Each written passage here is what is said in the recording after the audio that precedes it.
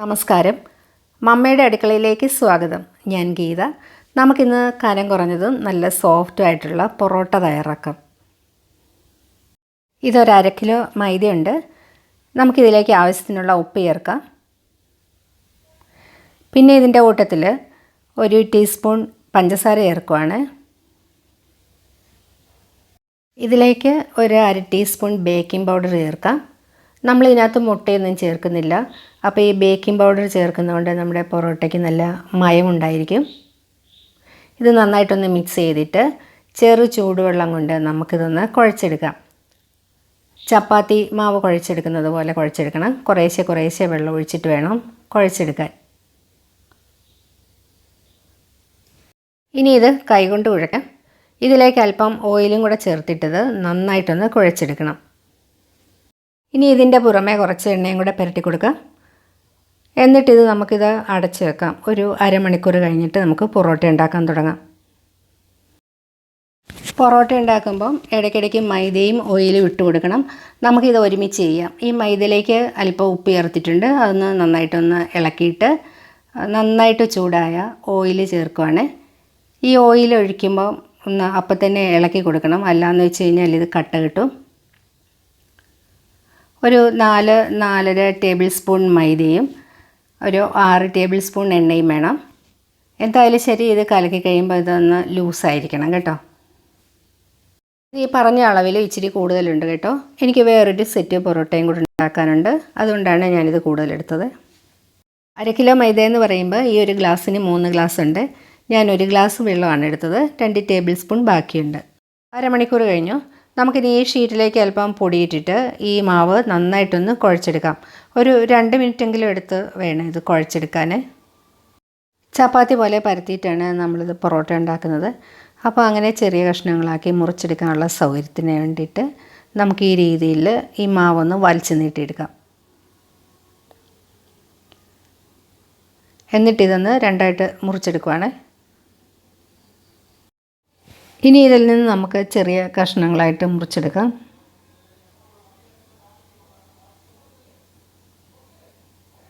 എട്ട് ചപ്പാത്തിയാണ് നമ്മൾ ഉണ്ടാക്കുന്നത്.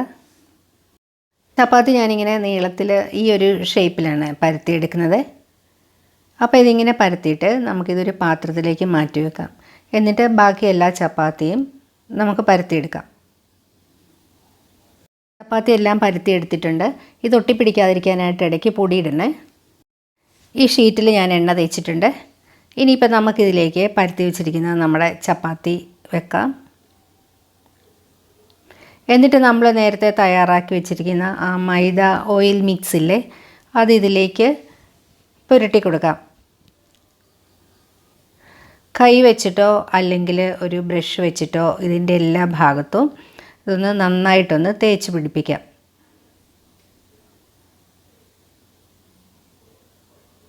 എന്നിട്ട് നമ്മൾ പരത്തി വെച്ചിരിക്കുന്ന വേറൊരു ചപ്പാത്തി ഇതിൻ്റെ മീതെ എടുത്ത് വെക്കാം.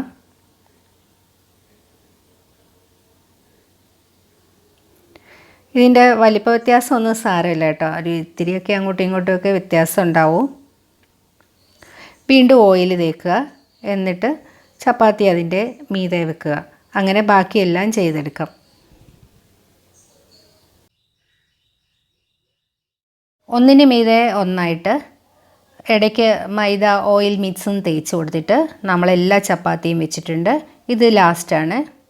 ഇനി കയ്യിലല്പം എണ്ണ തേച്ചിട്ട് ഈ ചപ്പാത്തിയുടെ മുകളിൽ ഇങ്ങനെ ഇട്ട് പരത്തി നമുക്കിതിനെ വലുതായിട്ട് പരത്തിയെടുക്കാം. പരത്തി ഇത്രയും വലുതാക്കി എടുത്തിട്ടുണ്ട്. നമുക്കിനി ഇതൊന്ന് ചുരുട്ടിയെടുക്കാം. ഈ രീതിയിൽ പൊറോട്ട ഉണ്ടാക്കുമ്പോൾ എന്തായാലും പൊറോട്ട ഒരു പരാജയമാവില്ല. എന്തായാലും അത് ശരിയാവും. പിന്നെ എണ്ണയുടെ കാര്യം, എണ്ണ പൊറോട്ട എന്ന് പറയുമ്പോൾ നിറച്ചും എണ്ണയാണല്ലോ. എണ്ണ കുറച്ച് കഴിഞ്ഞാൽ പൊറോട്ട അതിങ്ങനെ ലെയറായിട്ട് വരില്ല കേട്ടോ, സോഫ്റ്റും ആവില്ല.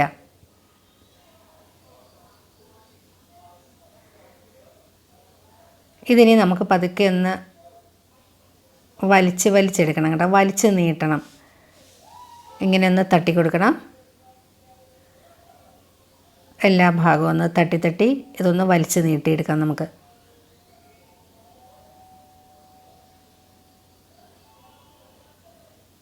നമുക്കിനി ഇത് കട്ട് ചെയ്തെടുക്കാം. ഇതിനെ ഒന്നുകൂടി ഒന്ന് ഷേപ്പ് ചെയ്തിട്ട് പൊറോട്ടയ്ക്ക് വേണ്ടിയിട്ട് നമുക്കൊന്ന് മുറിച്ചെടുക്കാം. ഇതിൻ്റെ സൈഡ് ലേയേഴ്സ് സൈഡിലൊക്കെ കുറഞ്ഞു പോയി, അതുകൊണ്ടാണ് കേട്ടോ ഈ സൈഡ് ഇങ്ങനെ ചെറുതായിട്ടിരിക്കുന്നത്. അത് സാരമില്ല, നമുക്ക് കുഞ്ഞു പൊറോട്ട ഉണ്ടാക്കാം അവിടെ. ഇത് നമുക്കൊന്ന് കട്ട് ചെയ്യാം. ഈ ഷീറ്റ് കീറി പോകുമെന്ന് പേടിയുണ്ട്, അതുകൊണ്ടാണ് കേട്ടോ പതുക്കെ കട്ട് ചെയ്തെടുക്കുന്നത്. നമ്മൾ വളരെ ചെറിയ പൊറോട്ടയാണ് കേട്ടോ ഉണ്ടാക്കുന്നത്, കുഞ്ഞു പൊറോട്ട. ഇനിയിപ്പം നമുക്ക് വലുത് വേണമെന്നുണ്ടെങ്കിൽ അതനുസരിച്ച് കട്ട് ചെയ്താൽ മതിയാവും. ഇത് ഇച്ചിരി കുഞ്ഞു പൊറോട്ടയായിട്ട് അങ്ങനെ ഉണ്ടാക്കി കഴിഞ്ഞാൽ ഇതിൻ്റെ ഉള്ളൊക്കെ ശരിക്കും വേഗത്തുള്ളൂ. ഇതിപ്പോൾ ഒരു 17 പൊറോട്ടയുണ്ട്. ഈ പൊറോട്ടയുടെ ഷേപ്പ് കിട്ടാൻ വേണ്ടിയിട്ട് നമുക്കിത് കയ്യിലെടുത്തിട്ട് 2 സൈഡും ഒന്ന് പതുക്കെ ഒന്ന് പ്രസ് ചെയ്ത് കൊടുത്താൽ മതിയാവും. ഏതെങ്കിലും ലെയർ ഇങ്ങനെ പുറത്തോട്ട് ഇതിപ്പുണ്ടെങ്കിൽ അതിങ്ങനെ അടിയിലേക്ക് ആക്കി വെച്ചാൽ മതിയേ. ഇനി ഇതിൻ്റെ 2 സൈഡിലും ഓയിൽ തേക്കുക. എന്നിട്ട് നമുക്ക് ചുടാൻ നേരത്തെ ഇതൊന്ന് പരത്തിയെടുത്താൽ മതി, വലുതാക്കിയാൽ മതി. ഇതുപോലെ നമുക്ക് ബാക്കിയെല്ലാം ചെയ്തു വെക്കാം.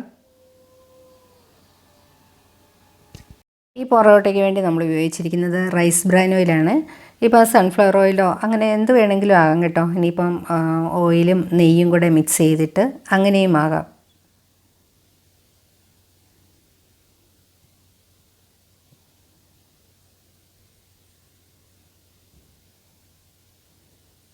എല്ലാം റെഡി ആയിട്ടുണ്ട്. നമുക്കിതിനെ ഒന്ന് ചുട്ടെടുക്കാം. കയ്യിൽ അല്പം എണ്ണ തേച്ചിട്ട് നമുക്കിനി ഈ പൊറോട്ടയൊന്ന് പരത്തിയെടുക്കാം.